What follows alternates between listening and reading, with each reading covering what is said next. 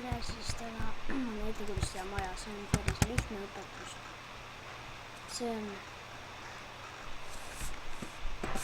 on 4 ploki kõrgune ja nagu laius on 7 plokki. See ei pea olema siuke nagu see on.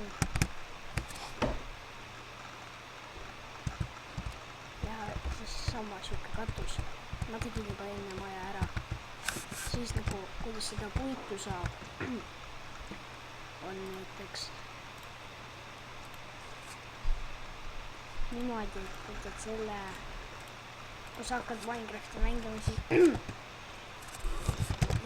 siis on ümberringi niimoodi puud.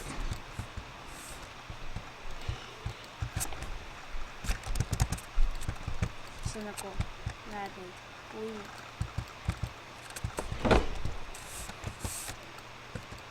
Siis tuleks puu.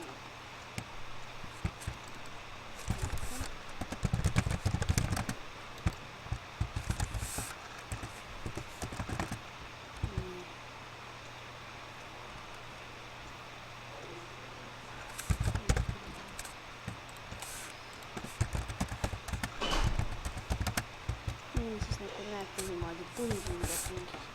Siis nagu lõhuta seda puud.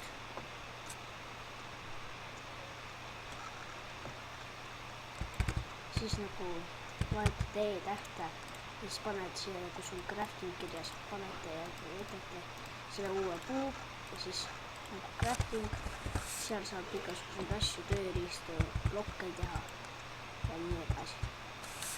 Okei, see oli siis minu